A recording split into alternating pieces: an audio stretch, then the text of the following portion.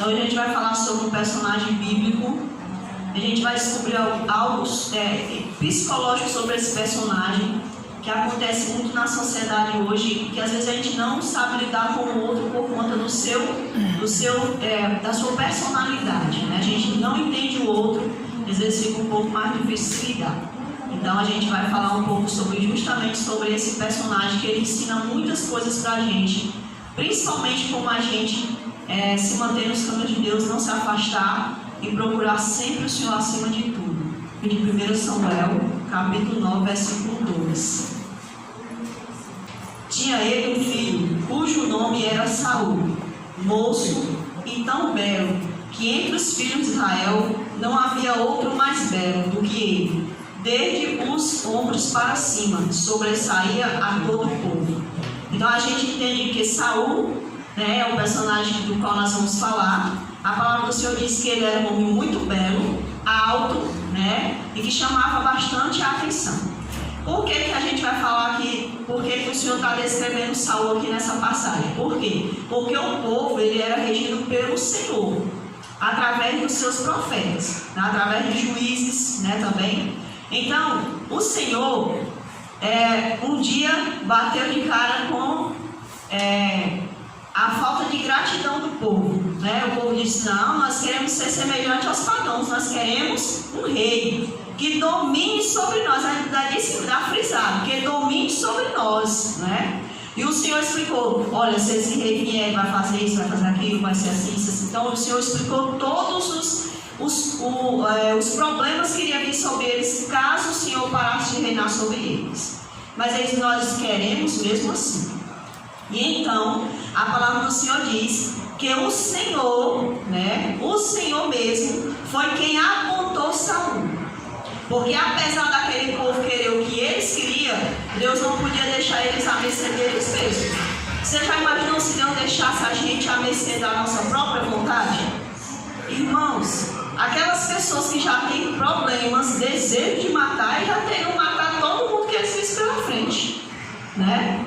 Aquelas pessoas que têm desejos que não controlam, né, sexualmente falando, eles já teriam feito atrocidades com outras pessoas a sofrer. Então, o Senhor, ele nunca deixa totalmente o homem no controle, porque ele sabe que a intenção do homem não é totalmente boa. E porque nós temos essa capacidade de mudar, nós temos essa capacidade de mudar nossa personalidade, nossos temperamentos. Então Deus, ele não deixa totalmente fora do controle. Então ele vai e aponta Saul, né? E Saul, ele era não somente uma pessoa capacitada para a batalha, mas ele também era uma pessoa atraente, visivelmente falando. Porque vocês lembram quando o Senhor foi ungir Davi? Quando os irmãos de Davi chegaram, todos eram o quê? Agradáveis aos olhos de Samuel. Mas Davi não era, né? Então o Senhor disse, aí o Senhor já inverte a situação. Porque lá em Saul o Senhor dá o quê? O que é agradável aos olhos humanos. Na história de Davi o Senhor já não dá mais. O Senhor já vai fazendo mais ainda a sua vontade. Porque ele sabe que se deixar a gente à mercê de nós mesmos, não dá certo. Então a gente percebe aqui que Saul, visivelmente falando, era uma pessoa agradável aos olhos dos outros. Porque quando você vê um homem assim que é um policial, você vê um policial fardado que ele é gordinho, porque nós somos o quê? Nós temos esses preconceitos, né? Então, Deus, ele leva uma pessoa que aos olhos humanos é o quê? Capaz para uma batalha, né? Então Deus vai fazendo aquilo moderadamente de acordo com a vontade do homem, mas também de acordo com a sua vontade. 1 Samuel capítulo 9, versículo 20 diz assim: quanto às jumentas que há 3 dias se perderam, não se preocupe o teu coração com elas, porque já se encontraram, e para quem está preservado tudo que é precioso em Israel. Aqui a gente vai falar só esse termo aqui dessa passagem, porque o Senhor está falando, aqui a passagem vem falando sobre as jumentas, porque Saul, quando ele é chamado por Deus, o pai dele manda ele atrás de uma jumenta. Os irmãos aqui conhecem a história, né? Só que essa história da jumenta já foi algo arquitetado por Deus, planejado por Deus. Para quê? Para que Saul se encontrasse com o profeta do Senhor. Então foi algo proposital da parte do Senhor. Então a gente vê aqui que Deus está sempre trabalhando nessa situação do rei de Israel. Então aqui a perda das jumentas foi um propósito da parte do Senhor. Então Saul, naquele momento, quando ele escuta essas palavras, ele se mostra que é uma pessoa humilde, né? A gente vê aqui que ele se mostra uma pessoa humilde, entende, né, a situação, e também ele se mostrou preocupado com o seu pai, quando ele disse: já que nós não achamos as jumentas, nós vamos voltar para casa, porque senão meu pai vai ficar preocupado comigo e com o servo do Senhor. Então a gente vê aqui que Saul demonstra um pouco de humildade e também demonstra um pouco de preocupação com o seu próximo. Agora vamos para 1 Samuel 10, versículo 1. Tendo Samuel um vaso de azeite, e lhe derramou sobre a cabeça, e o beijou e disse: não te ungiu porventura o Senhor por príncipe sobre a sua herança, o povo de Israel? A gente percebe que Saul, ele recebe a unção através do profeta Samuel. A unção de quê? Deus estava dando os passos para qualificá-lo na posição de rei. Ele ainda não era rei, ele apenas estava passando pelo processo de seleção. É como a gente hoje, né? Nós estamos passando por um processo de seleção, por isso a Bíblia nos chama de eleitos, né? Então nós estamos passando por esse processo de seleção para que possamos finalmente alcançar a vida eterna. Então ele recebe essa unção. No versículo 6 a gente vê que o Espírito Santo se apoderou dessa receptividade que Saul, né, deu a ele. Então Deus, ele trabalha assim conosco.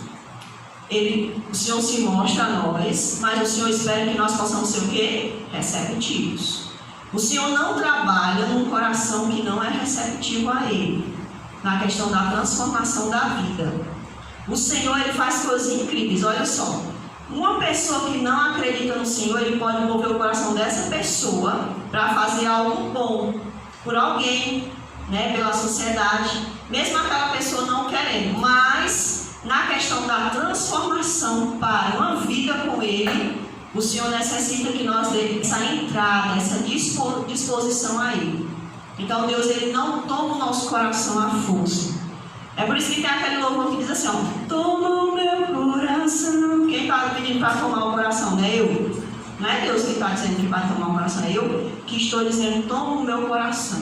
Ou seja, eu estou dando liberdade para o Senhor fazer o que Ele quiser no meu coração.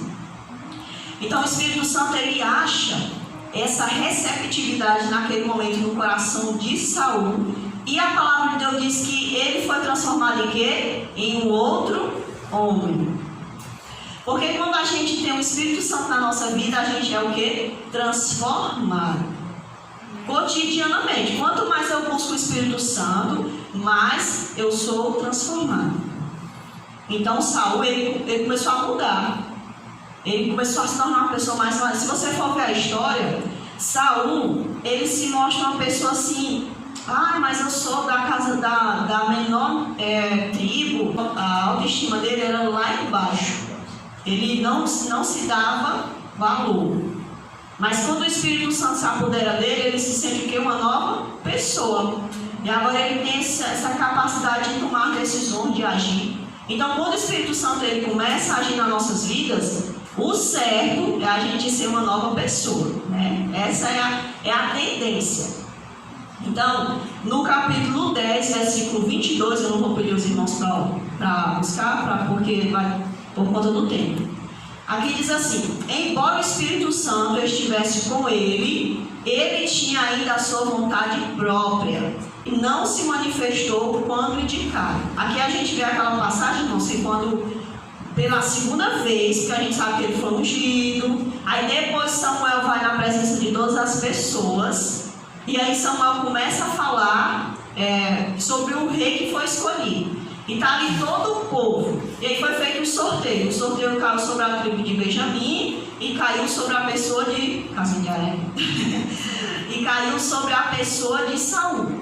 E a palavra de Deus diz que para procurar por Saul. É Saul, disseram, mas ele não se manifestou. Estava demonstrando coragem ele? Não demonstrou coragem, né? E de novo disseram, é Saul essa pessoa. Porém, Saul não dizia nada. Até que a palavra de Deus diz que foram lá e o buscaram. O próprio Espírito Santo disse assim, olha, ele está aí escondido entre as bagagens. Olha o que ele estava fazendo, ele estava escondido. Isso quer dizer que Saul, ele estava se omitindo. Então, mesmo que ele estivesse com o Espírito Santo de Deus, quando a gente tem o Espírito Santo de Deus, a gente não é um robô. A gente tem vontade própria. Mesmo ele tendo sido ungido, mesmo ele tendo sido indicado, porém ele ainda tinha vontade própria, né? Então, isso quer dizer, irmãos, que nós vamos viver uma luta. Por isso que Paulo diz que a carne milita contra o Espírito. Por conta disso, porque nós temos ainda a nossa vontade própria, né? 1 Samuel 10, 26 fala que o Senhor não deixa o homem sozinho. É muito perigoso. Não são os homens que cuidam da sociedade, é Deus quem toca nos homens. Essa passagem aqui, irmãos, está se referindo quando Saul saiu.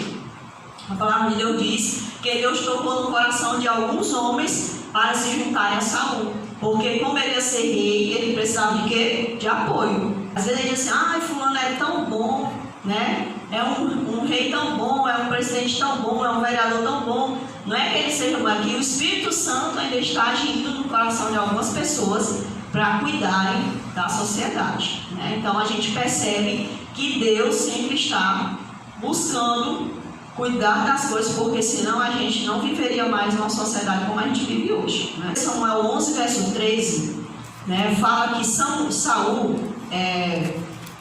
se mostrou grato, receptivo à voz do Senhor, e também se mostrou misericordioso. Saul, ele precisou ir para uma guerra, né? E aí, quando ele retornou, Samuel disse assim, olha, tragam os homens para que a gente possa matar os homens que duvidaram da capacidade de Saul.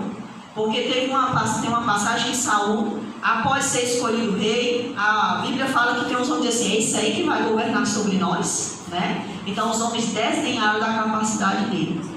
Então, meus irmãos, nesse momento, Samuel diz assim, traga os homens para que possamos matar.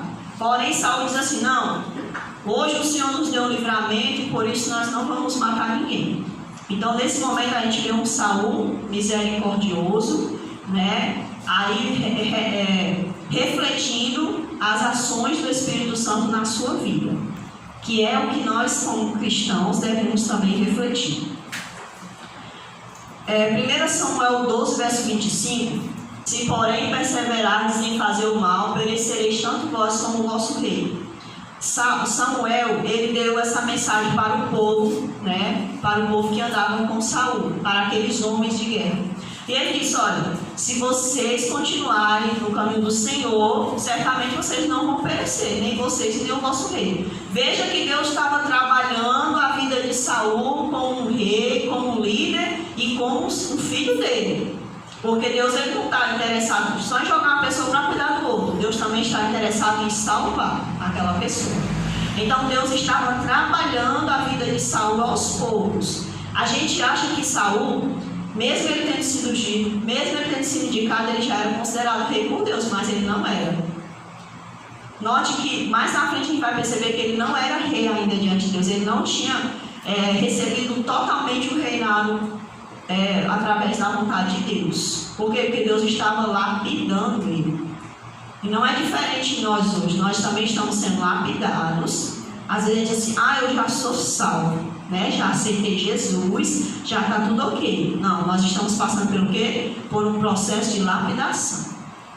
Então é por isso que nós precisamos nos vigiar se nós estamos sendo mais joio do que trigo. Não é o outro que tem que apontar se eu sou joio ou se eu sou trigo. Quem tem que ver isso somos nós, né? Porque eu sei se eu estou sendo joio e eu sei se eu estou sendo trigo. Pelo amor de Deus, nós temos inteligência, né? Se eu estou fazendo mais obras da carne do que para ter os frutos do Espírito Santo, então quer dizer, se eu estou praticando mais as obras, estou sendo mais joio do que trigo, né? Então, o Senhor já havia dado para eles essa mensagem de cuidado, né? Tome cuidado para não se afastarem do Senhor, para que vocês não possam perecer. 1 ano reinara Saul em Israel, no segundo ano de seu reinado sobre o povo. Só vou ler só essa passagem. Olha, quantos anos reinou Saul? 1 ano reinara Saul em Israel, no segundo ano de seu reinado sobre o povo. Já faz o quê? 2 anos que ele estava reinando. Porém, para Deus, ele ainda não era totalmente rei. Ele estava passando por uma seleção. Você vai ver que 2 anos reinando, né, já não era mais a mesma pessoa. Por quê? Porque ele começou, se você for ler do capítulo 1 até o 7, você vai ver que Saul já começou a fazer o quê? Mudar. Ele teve a oportunidade de ser lapidado por Deus, recebeu o Espírito Santo. Porém, se você for ler aqui os versos, você vai ver que é um Saul que está começando a perder o controle. Controle de quê? O controle da própria vida dele. De raciocinar. Você vê que ele antes era misericordioso, meio humilde, né? Mas agora ele já está começando a mudar. Que fizeste? Respondeu Saul, vendo que o povo se ia espalhando daqui, e que tu não vinhas nos dias atrasados, e que os filisteus já se tinham ajuntado em Miquimás, eu disse comigo, agora descerão os filisteus contra mim a Gilgal, e ainda não obtive a benevolência do Senhor, e forçado pelas circunstâncias, ofereci o quê? Holocausto. Então aqui a gente percebe que Saul, ele não estava mais esperando pela voz de quem? De Deus. Ele estava tomando decisões por conta própria. Ele não tinha mais paciência de esperar por Deus. Aí chega atrasado nos campos, né? Em todos os lugares, irmãos. Aí eu disse assim, gente, não é só eu que chego atrasado não, viu? Samuel chegava também. E Jesus também, eu dizendo, né? Mas os atos deles tinham um propósito. Os meus é a minha mente mesmo que é atrasada. Mas os atos deles tinham um propósito no atraso. Qual era o propósito de Deus? Analisar a capacidade de espera que o homem tem por ele. Se você vê Jesus, né, o Jairo chega lá, bora Senhor, bora, não é assim? E ele não vai na hora que Jairo chama, porque Deus quer ver a capacidade de esperar por Deus. E ele é assim conosco hoje. A gente faz uma oração, né? A gente já quer logo a resposta. Orei agora, já quero a resposta agora. Parece que a gente manda em Deus. Parece que o Deus aqui sou eu, né? E Ele é meu servo. A gente muda as posições aqui. Então, se os irmãos forem ler até o versículo 14, vocês vão ver que já não tinha mais paciência em esperar, né, pelo homem de Deus. Agia por impulso, né? Era apressado, não pensava antes de fazer algo. Seu reinar, que estava em fase de teste, não foi aprovado por quem? Por Deus. Nessas passagens, do versículo 11 ao 14, vocês vão ver que Saul disse para ele, olha, o seu reinado não subsistirá. Então Deus aniquilou aquele reinado que Deus havia colocado ele, visado ele para aquele reinado. Irmão, você já imaginou que coisa terrível? Deus olhar para mim e dizer assim, olha, você não vai ser salvo. Por quê? Porque você não está querendo mudar. Você está querendo fazer a sua vontade, meu filho. Você está querendo andar de acordo com o seu ego, com o seu eu. Então não tem condição da gente andar junto. Porque para você andar junto comigo, você tem que esperar por mim. E é muito bom esperar por Deus, embora seja doloroso. Porque não é fácil, às vezes, a gente esperar por Deus, não, viu? Porque a gente é ser humano. E hoje em dia, irmãos, você vai ver um vídeo no YouTube, antigamente era 45, 1 hora. Hoje em dia, se o vídeo não for 2 minutos, né? 8 minutos, 1 minuto, parece que a pessoa não tem mais paciência. O WhatsApp, a mensagem, tinha lá o áudio, agora tem que acelerar. Né? Vira lá a voz do Pato Donald, né? Por quê? Porque nós estamos cada vez mais estressados, mais ansiosos. Jesus não falou isso? Os homens vão ficar tão ansiosos que muitas das vezes vão desmaiar de pavor, porque eles vão começar a ficar nas expectativas da vida. Então, Satanás quer acelerar a nossa mente. Ele quer acelerar o nosso tempo. A Bíblia diz que ele é apressado, né? Para destruir. Lá em Apocalipse fala, mas nós devemos esperar no Senhor. Lá em Salmos 40 diz, esperei com paciência no Senhor. Então, a gente tem que aprender que o tempo de Deus não é o meu tempo. O tempo dele é sempre o melhor tempo. 24 ao 35. Saul não refletia mais, não se importava com o outro, estava cego pela glória da vitória. Deixando o seu exército faminto em um voto pela vitória, voto de tolo, como diz a palavra do Senhor. E era justamente o que ele era, um tolo. Então Saul começou a voltar o quê? Voltar ao que era antes. Porque sem o Espírito Santo de Deus, a gente volta a ser o quê? O que nós éramos antes, sem a presença do Espírito Santo. Então Saul, ele agora passa a ficar pior do que ele era antes. Porque Jesus falou que quando uma pessoa se afasta da sua presença, a casa dele, ou seja, a vida dele fica tão vazia, que ali vem mais 7 espíritos, né, mais 7 demônios para aquela vida. Então a Bíblia diz que essa última situação é pior do que o quê? Do que a de antes. Por isso que Saul ele foi ficando cada vez mais terrível. Se antes Jesus o encontrou uma pessoa assim, querendo um pouco aprender, né, um pouco humilde, depois que o Espírito Santo se retirou dele, ele ficou pior. Por quê? Porque veio os outros espíritos do mal e se apoderaram da pessoa dele. Então, irmãos, ele começou a fazer coisas perversas. Ele começou a revelar o seu lado narcisista. Os irmãos já ouviram falar, né, essa palavra narcisista, né? Que antes eu pensava que narcisismo era a pessoa que gostava de se olhar no espelho e dizer, ai, como eu sou lindo, né? Mas é algo bem pior do que isso, né? Aquela pessoa que não se importa com os outros, só se importa consigo mesmo. Não se compadece do outro, só se compadece dele mesmo. Então Saul, ele fez um voto, irmãos. Os homens deles, cansados, com fome, ele disse, ninguém come até que a gente vença os filisteus. Como é que você vai para uma batalha com fome, pelo amor de Deus? Tem força? Né? Não tem, você não pode se equilibrar. Você vai para a escola sem se alimentar, você não vai raciocinar direito, né? Porque vai começar a querer desmaiar. Capítulo 14, irmãos, no verso 36 ao 46, aqui nesse contexto, a gente vê claramente que Saul não tinha a resposta do Senhor. Certamente ele estava em pecado, porque de acordo com Provérbios, uma pessoa que está em transgressão, a sua oração, ela não consegue ser aceita pelo Senhor, não consegue ser respondida.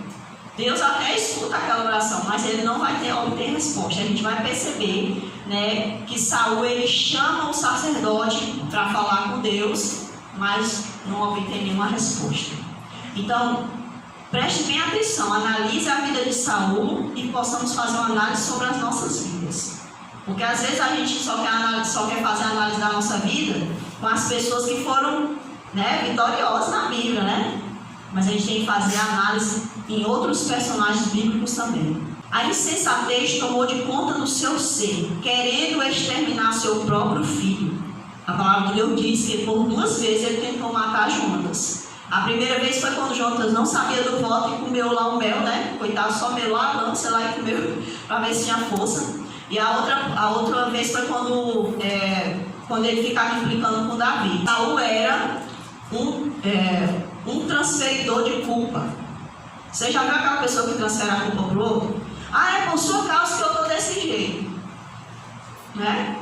Isso também é clássico do transtorno do narcisismo ou de alguém que tem traços de narcisismo. Aquela pessoa diz assim, ah, eu não sou feliz por sua causa, ah, eu não tenho isso por sua causa. Tá entendendo? Aquela pessoa que está sempre transferindo a culpa. Por isso, enquanto a gente está ouvindo essa pregação, nós devemos nos autoexaminar.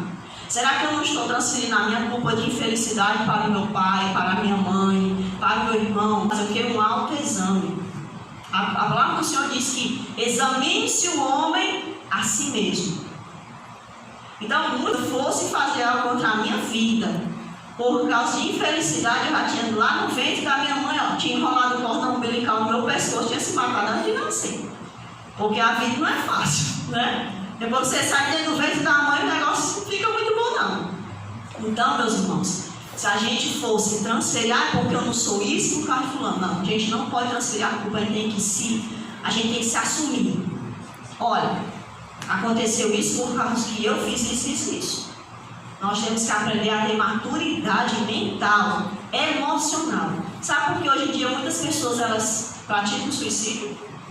Sabe por que muitas pessoas hoje elas retalham o seu corpo? Porque muitas das vezes elas, ao invés de elas se examinar, não, eu não preciso disso. Eu posso ser o quê? Forte. Eu tenho a força do Senhor para me capacitar.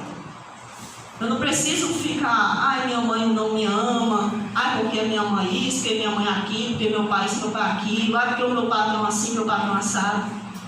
Não, a gente não pode viver transferindo culpa. A gente tem que nos examinar e dizer, está ruim a situação? Eu posso mudar. Trabalho com uma pessoa que é ruim, que está me tratando mal, ora a Jesus, peço as contas, sai daquele ambiente, o Senhor vai me ajudar. Meus pais não me tratam com amor, problema deles, mas eu vou seguir o conselho de Jesus, eu vou tratá-los com amor. Porque se você for fazer a mesma coisa que o outro está fazendo, você não está fazendo nada. Está fazendo o que? Pior do que ele, não é verdade? Então, se alguém te distrata, não é você ficar bajulando aquela pessoa, mas é você ser educado com ela. Muitas das vezes é melhor a gente não ter uma relação para a gente manter em paz, se manter em paz, do que a gente tentar forçar uma situação que não existe. Porque Jesus disse que, se possível, mantenha a paz com todos. Como é manter a paz? É você ter uma amizade de resgate. A pessoa precisar de você, você tem que entender que você tem que ajudar aquela pessoa quando for preciso. Mas muitas vezes você tentar ser íntimo não vai dar certo. Não, Saul, ele começou a ficar cada vez mais pior do que ele já era. O estado dele foi cada vez mais piorando. Em 2 anos, seu coração desejava glórias e ele as teve. Porque a Bíblia fala que ele vencia batalhas. Ele era um vitorioso. Você vê que quando foram exaltar Davi, ali disseram, Saul mata tantos, né? E Davi mata muito mais, né? Então Saul ele ia cada vez mais se degradando emocionalmente, espiritualmente, né? Então ele ia cada vez mais se destruindo, se distanciando do Senhor, se voltando cada vez mais para si mesmo. Seu ego era um buraco sem fundo.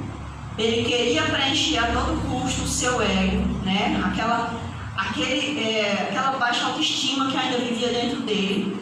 Ele não se achava um homem capaz. Então ele estava todo o tempo querendo vitória, querendo ser grande. E isso é o que destrói o ser humano. Isso é que faz o ser humano oprimir o outro. Irmãos, a competição é uma coisa terrível. Isso entra até dentro da igreja. Você já viu alguém ter um carro? Esse menino aqui, ele... Como é que é o nome mesmo? Levi? Não, tão pequeno, você quer maior. É maior. Ah, é maior, ele está dizendo só um pouquinho. Então o Levi, ele está aqui no som. Aí tem uma pessoa lá, só eu, o Levi não sabe fazer nada. Aí às vezes o Levi não chegou aí já, a pessoa já está aqui cutucando a mesa, né? Se intrometendo tudo mal, ao invés de dizer assim, Levi, eu vi que o microfone ficou assim, ficou assado, você poderia... Se a pessoa sabe, porque a gente que sabe, né? Mexer no som.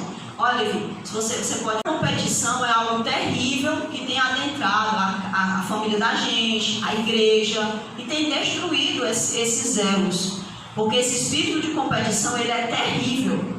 Você jamais você conviver com uma pessoa que está todo tempo competindo com você, um marido com uma esposa, um homem e uma mulher, competindo dentro de casa. O lar não vai subsistir, vai cair. Ah, porque você não sabe cozinhar, eu cozinho melhor do que você. Tudo o outro faz melhor. Não dá certo, não é verdade? Do mesmo jeito é na igreja. O outro nunca sabe fazer nada, só eu sei fazer. Não dá certo. Não vai, a igreja vai começar a declinar. Esse buraco sem fundo, ele tentava preencher com a fama, com o poder, com as riquezas, e o coração dele não sossegava, era desequilibrado. Era espiritualmente desequilibrado e também emocionalmente. Aquela sensação de ser ser de uma pequena tribo, de uma família humilde, perturbava a mente de Saul.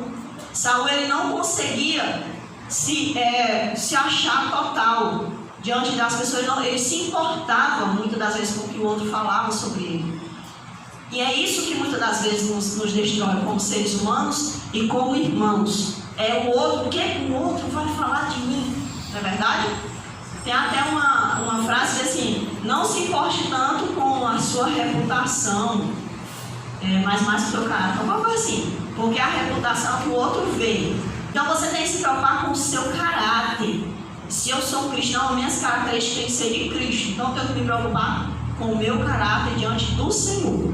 Então, meus irmãos, é isso que muitas das vezes nos destrói. É essa incapacidade que a gente não consegue se achar inteiro na presença do Senhor. O Senhor não consegue nos preencher, porque eu não quero só o Senhor. Eu quero o Senhor, mas eu também quero eu. Né? Eu não consigo deixar de me amar mais do que o Senhor. Entende? É por isso que esse sentimento do narcisismo é muito comum em muitas pessoas. E a gente tem que tomar bastante cuidado. Tudo isso perturbava a mente de Saul. E agora ele já não via outro jeito de se tornar importante, aceito, a não ser por suas próprias regras, seus projetos, suas estratégias. Então Saul agora queria fazer de acordo com a sua própria vontade. Saul revelou seu lado narcisista e destruído por dentro. Era totalmente destruído por dentro, incapaz para si mesmo. Ele olhava para si e dizia assim: eu não sou nada, eu não sou ninguém. Porque isso é o sentimento que abrange muitos de nós. Ai, eu não sou nada, eu não sou ninguém. Ai, porque fulano tem faculdade, eu não tenho, eu não sou ninguém. Ai, porque fulano tem uma casa tal, tem um casamento tal, tem uma... Tá entendendo? A gente está sempre num processo de comparação. A gente nunca vai ser feliz se a gente viver a vida inteira se comparando com o outro. Ah, porque fulano é alto, eu sou baixo. Ah, porque fulano é baixo, eu sou alto. Se você viver a vida inteira se comparando com você, nunca vai ser, porque você não é você. Você quer ser o outro. Então Saul, ele vivia assim. Por fora, ele era valentão. Mas por dentro, ele se achava o quê? Derrotado. A gente tem que ter esse sentimento diante de Deus. Diante de Deus. Senhor, eu não sou ninguém sem o Senhor. A gente tem que ter esse sentimento. Para quê? Para que o Senhor possa nos ajudar, nos modelar cada dia. Eu não posso me achar acima do outro. Não, Jesus disse assim, olha, ama ao Senhor sobre todas as coisas e ao teu próximo como a ti mesmo. Você vê que o amor do próximo, ele é assim, ó, como se fosse na mesma, o seu próximo como a si mesmo. Não é amar o próximo mais do que você, nem amar o próximo menos do que você. Tá no mesmo nível, amar o teu próximo como a ti mesmo. Então Saul, ele transparecia uma coisa, mas ele era o quê? Outra. Será que nós estamos transparecendo ser uma coisa e muitas das vezes somos outra? Será que às vezes a gente está se mostrando ser um super cristão, mas às vezes a gente não é um cristão de fato, né? Ou será que às vezes a gente está se demonstrando ser o mais coitadinho da história, mas por dentro a gente quer ser aquele ser mais do que o outro? Porque às vezes tem gente que se mostra humilde, mas de fato não é humilde, né? Então a gente tem que ser equilibrado. Podemos perceber o quanto não se entregava por inteiro a Deus, né? Então, quando a gente não se entrega por inteiro a Deus, não nos tornaremos pessoas salvas, santas, eleitas, aprovadas para a glorificação. É por isso que a minha entrega tem que ser o quê? Total, não pode ser pela metade. Se compararmos Saul com Davi, mesmo Davi tendo praticado aquela cadeia de pecados, você viu que Davi ele seguiu uma sequência de pecado. Ele cobiçou, ele mentiu, ele adulterou, ele matou, né? Ele seguiu uma cadeia. Mesmo Davi tendo seguido essa cadeia de pecado, você vê que Davi e Saul, eu, ser humano olhando, a gente percebe que Saul não tinha um coração tão receptivo a Deus como Davi tinha. E é aí onde faz a diferença. É a nossa receptividade, né? A humildade também, porque se você vê Saul, quando ele era repreendido, a Bíblia diz que ele até chorava, irmãos. E Davi, quando ele foi repreendido por Nabé, ele caiu em si, né? E você não vê mais ele fazendo aquelas coisas. E você vê que Saul não, Saul era repreendido, o que ele fazia? A mesma coisa. Sabe a pessoa que você está repreendendo e está praticando a mesma coisa? Menino, não bota a mão no fogo, menino, vai lá e bota a mão no fogo. Então, a gente tem que prestar atenção quando o Senhor nos repreende, para a gente não voltar às mesmas práticas do pecado. Se a gente tem esse mal de retornar sempre a esse pecado, a gente não está sendo transformado. Por isso que eu digo, cada um de nós sabe quando a gente é transformado ou não, porque nós conhecemos nossos defeitos. Não precisa o outro chegar muitas das vezes, porque às vezes precisa alguém abrir o nosso olho, mas muitas das vezes não precisa, porque nós sabemos aonde a gente está errando. Então Davi, ele era mais receptivo, né? Ele era muito mais receptivo ao Espírito Santo do que o próprio Saul. E ele não queria praticar aquela coisa várias vezes, pelo contrário, ele queria sanar o seu pecado para que ele não ferisse a Deus, porque Davi, ele tinha esse amor por Deus. Saul não tinha esse amor tanto por Deus, ele tinha um amor mais por ele mesmo. É um perigo. Então, se a gente for analisar a história de Saul, a gente vê que Saul, ele praticava muitas coisas da obra da carne. Quais eram as obras da carne que a gente vê perceptivelmente em Saul? Ele praticava a idolatria, ele se auto-idolatrava. Ele praticava a feitiçaria, provavelmente, porque quando ele vai atrás da necromante, que era uma das coisas abomináveis diante de Deus, provavelmente ele procurou também feiticeiros, porque os feiticeiros às vezes jogavam a sorte, né? Os bichinhos lá da sorte. Ele era desobediente ao Senhor, né? Com medo de perder o reino. Aqui diz mais que ele também era muito competitivo, que é uma das obras da carne, praticava inimizade. A gente vê como ele era com Davi, com seu próprio filho, né? Tinha essas características muito fortes, né, do transtorno narcisista dentro dele. Era ciumento, né? A gente vê que ele era bastante ciumento em relação a Davi, irado, tentou matar o seu próprio filho, a Davi. Então a gente vê ali que dali em diante a gente vê que ele tinha todas essas obras descritas, as obras da carne na vida dele. Então, por que a gente está falando de Saul? Não é como ato de acusá-lo, mas estamos falando para que possamos nos vigiar, para que possamos também nos analisar se eu não estou também praticando as mesmas obras de Saul na minha vida. Só quem pode responder por isso sou eu e você, né? Ninguém mais pode responder. Só eu e você podemos responder se nós estamos praticando mais, se estamos dentro dos frutos do Espírito Santo ou se estamos mais nas obras da carne. Então Saul e Davi se diferenciavam no quesito arrependimento. A gente vê que Davi, ele era quebrantado, mas também procurava mudar. Porque não importa, irmãos, nós sermos apenas quebrantados. Porque a pessoa tem um coração quebrantado. Não é só um coração quebrantado, nós também temos que ser inclinados à mudança. Davi não tinha vergonha de aceitar seu pecado. Já Saul muitas das vezes fingia, né, que estava tudo ok. Então, por exemplo, se você chega para o seu esposo e diz: olha, amor, você colocou a toalha em cima da cama. Graças a Deus eu não tenho esse problema.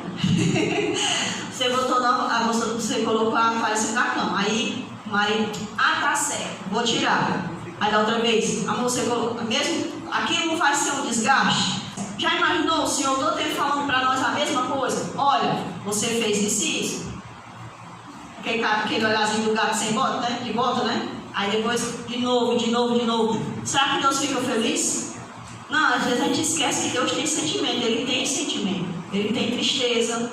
Ele tem ciúmes. A Bíblia fala que ele tem ciúmes. Ele tem ira, né? Então, nós devemos entender que o Senhor, ele tem sentimentos. Então, Saul, ele fingia que estava tudo certo, quando não estava tudo certo. Então, ele se perdeu em meio à prática da adoração dele mesmo. A psicologia nos diz que o narcisismo é um transtorno o qual a pessoa nasce e não deixa nunca de ser. Ou seja, diz que a pessoa nunca vai mudar. Muitos psicólogos dizem que não adianta você questionar um narcisista, porque ele nunca vai mudar. Ele sempre vai ser do mesmo jeito. Aí eu estava conversando com meu esposo e eu entendi, irmãos, porque muitas das vezes a pessoa que acredita na teoria da predestinação, que eles acreditam que um nasce para a perdição, outros para a maldição, para a vida eterna, né? Eu entendi que eles talvez seja nisso daqui que eles se baseiam um pouco. Por quê? Porque o homem, quando ele é narcisista, na Bíblia chama-se um homem perverso. Porque a psicologia acha que achou. Eu descobri, né? A Bíblia já dizia, né? A Bíblia já dizia que existia um psicopata, que é um homem mau, um homem cruel. A Bíblia já dizia que existe um homem narcisista, que é um homem perverso. Aquele homem que ama estar no seu mau caminho, o caminho da perversidade. E a Bíblia também fala do insensato, né? Que é aquela pessoa que fica assim, É quase um narcisismo, mas não é. Está entendendo? Faz muita insensatez. Então a psicologia diz que essa pessoa não muda. Que pode entrar na igreja, que pode ser budista, ser monge, mas ele nunca muda. Eu tenho isso aqui comigo, ó. A gente só não muda se a gente não se entregar nas mãos do Senhor. O que é que atrapalha uma pessoa narcisista de mudar? É porque ele não quer abrir mão do amor dele mesmo. Ele ama tanto a si que ele não abre mão muitas das vezes. Às vezes ele até vem para o meio da igreja, ele louva, ele recebe estudo bíblico, ele entende, mas às vezes ele começa a querer o quê? Reinar. É por isso que você vê que tem gente que é extremista dentro da igreja, que ele quer mandar no outro, ele quer que o outro seja do jeito que ele quer, e ele tem aquele coisa de sedução. Ele consegue assim arrastar, porque ele é dominador. O narcisista, ele é dominador. E Deus queria usar esse lado de Saul, esse lado líder, por uma causa boa. Só que Saul se perdeu no percurso. Por quê? Porque Saul voltou a se auto-amar mais do que a Deus. Então, o que nos atrapalha, meus irmãos, não são as nossas doenças psicológicas, nossas patologias psicológicas, não. O que nos atrapalha é porque a gente não quer abrir mão para o Senhor. Porque se a gente se entregar nas mãos do Senhor, verdadeiramente a Bíblia diz: se você encontrar o Filho, verdadeiramente sereis livre. Homens falaram para ele: lá está o homem de Deus. E Saul não se deu conta que estava perto do homem de Deus. Não é o nosso problema hoje. Oséias 6, verso 3. Conheçamos e prossigamos em conhecer ao Senhor. Como a alva, a sua vinda é certa, e ele descerá sobre nós como chuva serôdia que rega a terra. O que foi que aconteceu com Saul? Ele não prosseguiu em conhecer ao Senhor. Ele conheceu, mas ele não prosseguiu. Qual é o nosso problema muitas das vezes? É que nós conhecemos, mas nós abandonamos. Nós não prosseguimos em nos manter de fato na presença do Senhor. E a palavra do Senhor diz que o Senhor vem e ele descerá com chuva sobre aquele que prossegue no seu caminho. Diz que ele desce como chuva serôdia. A chuva serôdia é a chuva que nós estamos todos os dias orando para receber. Por quê? Porque essa é a chuva total. É a chuva de frutificação total, aonde eu sou totalmente transformado, selado pelo Espírito Santo de Deus. Então, se eu amar a mim mesmo mais do que a Deus, eu não serei transformado por Deus, porque o Senhor, ele respeita mesmo quando a gente está se autodestruindo. Então, meus irmãos, aqui que nós possamos cada dia nos autoavaliar e seguirmos o conselho do profeta Oséias: conhecer, porém prosseguir conhecendo. Não importa a sua idade, prossiga conhecendo, prossiga orando, prossiga adorando, prossiga pedindo ao Senhor: desça sobre mim, Senhor, e me transforme por inteiro. Que Deus possa nos abençoar cada dia mais.